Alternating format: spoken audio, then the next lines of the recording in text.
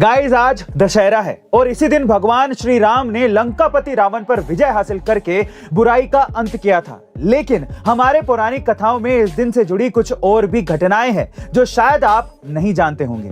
पहली, ये वही दिन है जिस दिन मां दुर्गा के रूप में मां कात्यायनी ने राक्षस महिषासुर का वध किया था। दूसरा, इसी दिन पांडवों को सब कुछ त्याग कर वनवास जाना पड़ा था।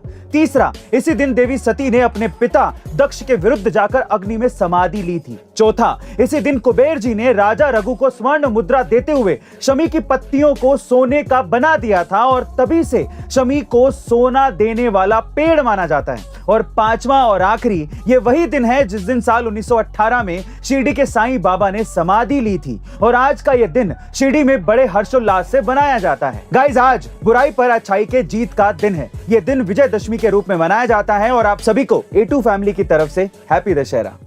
गाइस क्या आपको पता है कि कैडबरी चॉकलेट्स की शुरुआत असल में शराब को छुड़वाने के लिए की गई थी? जी हाँ गाइस, आप ठीक सुन रहे हैं। ये बात है उस समय की जब पूरे ब्रिटेन में जिन नाम की अल्कोहल बहुत ही ज्यादा फेमस थी और ये इतनी सस्ती थी कि ब्रिटेन की एक बड़ी आबादी को इसकी लत लग गई थी, जिसकी वजह से ब्रिटेन में क्राइम रेट अचानक से बढ़ गए थे क्योंकि उस दौरान लोग नशे में धुत होकर क्राइम करने लगे थे।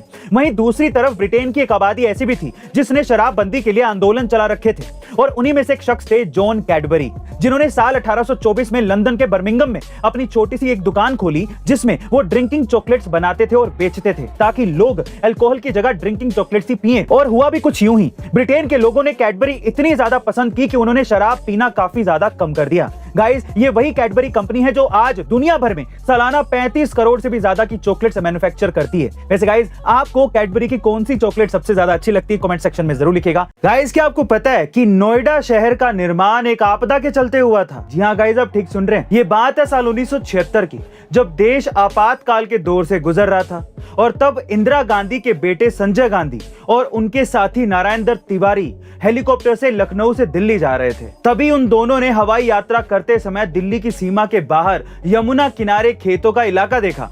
ये इलाका उन दोनों को इतना ज्यादा पसंद आया कि उन्होंने औद्योगिक विकास के लिए यहाँ एक शहर बसाने की ठान ली और तब शुरुआत हुई इंडिया की one of the greatest city Noida की। गाइस क्या हो अगर आपको 54 डिग्री के तापमान में रहना पड़े?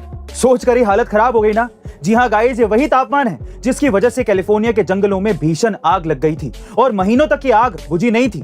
वहीं कनाडा में इसी 54 डिग्री पर एक कस्बा पूरा का पूरा दफन हो गया था और अब यही हाल साल 2050 तक इंडिया के कुछ राज्यों जैसे कि उत्तर प्रदेश, गुजरात और राजस्थान का भी हो सकता है, जिसमें आपको पीने का पानी तक नहीं मिलेगा क्योंकि भीषण गर्मी की वजह से जमीन, नदियां और तालाब सब सूख जाएंगे। यही नहीं, अगर वक्त रहते हमने पॉल्यूशन पर कंट्रोल नहीं किया तो ये मंजर हमारी सोच से भी भयानक हो सकता है क्योंकि पॉल्यूशन की वजह से लगातार क्लाइमेट चेंज हो रहा है और ग्लोबल वार्मिंग जैसी समस्या सामने आ रही है। गाइस इसीलिए अब वक्त आ गया है कि हम सभी को मिलकर पॉल्यूशन को कंट्रोल करना ही पड़ेगा। वैसे गाइस आप पॉल्यूशन को कंट्रोल करने के लिए क्या कंट्रीब्यूट कर रहे हैं? कमेंट सेक्शन में जरूर लिखिएगा और ऐसे अमेजिंग वीडियोस के लिए A2 मोटिवेशन चैनल को सब्सक्राइब जरूर कर लीजिएगा। मिलते हैं अगली वीडियो में।